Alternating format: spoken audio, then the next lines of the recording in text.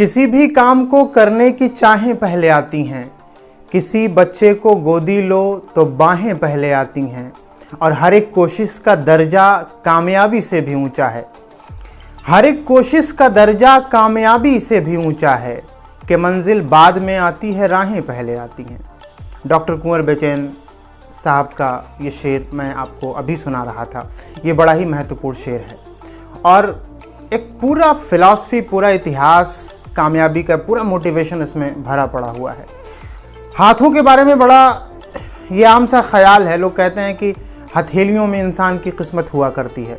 हथेली में लिखा होता है कि उसकी किस्मत में क्या है, वो ज़िंदगी में क्या बनेगा। हथेली की रेखाएं बताती हैं, ज्योतिषी उसको देखते हैं। बहुत बड़ा व्यापार, बहुत बड़ा बिजनेस है, ये चलता है, सबका काम चल रहा है। ज्योतिषी भी देखते हैं, लोग हाथ दिखाते हैं, अपना भविष्य जानने की कोशिश करते हैं।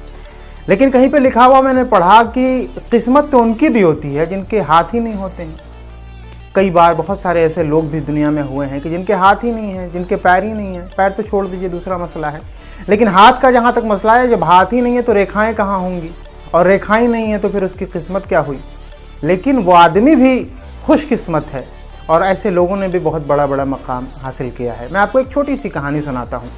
कहानी बड़ी मशहूर है, शायद आपने मुझसे पहले 50 लोगों से सुनी हो और 50 लोगों पे रिफ़र करके सुनी हो, इसलिए कि हर आदमी अपने अपने हिसाब से स्टोरीज़ बताता है। शायद ये कहानी नेपोलियन की है, जहाँ तक मुझे पता है। नेपोलियन अपने स्कूल में पढ़ने जाया करता था।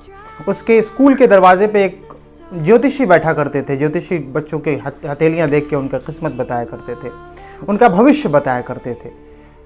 नेपोलियन और उसका दोस्त उस ज्योतिषी के पास गए और उन लोगों ने पूछा कि भाई हमारा भी भविष्य बताइए।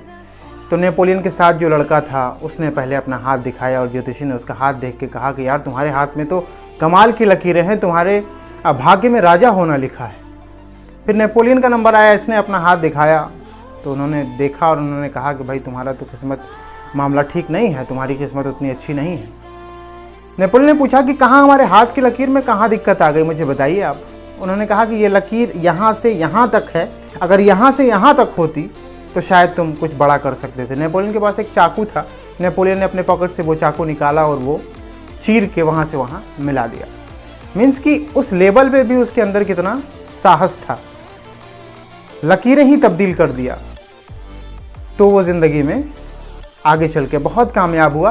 फिर उसी वक्त उन गुरुजी ने कहा कि ऐसा कोई मसला नहीं है, मुझे पता था कि तुम्हारे हाथ की लकीरें बहुत ज़बरदस्त हैं और तुम बहुत बड़े आदमी बनोगे। बेसिकली ये लकीरों का मामला नहीं है, ये ज्योतिषी का मामला नहीं है, ये हाथ दिखाने का मामला नहीं है, ये आपके कर्म करने का मामला है। आपकी लकीरें हाथ में हैं कि नहीं हैं, आपका बैकग्राउंड कैसा है, आप किस परिस्थिति से आ रहे हैं, ये चीज़ें बिल्कुल भी मैटर नहीं करती हैं। आप अगर करना चाहेंगे तो यकीन मानिए दुनिया की कोई चीज़ आपको रोक नहीं पाएगी। जो भी आप करना चाहते हैं, बस एक ही शर्त है कि कंटिन्यू करना पड़ेगा। हमारी बात से आप कितना सहमत हैं? आपको ये छोटी सी स्टोरी कैसी लगी कमेंट बॉक्स में लिखिएगा। इस वीडियो को देखने के लिए बहुत बहुत शुक्रिया। Thank you so much.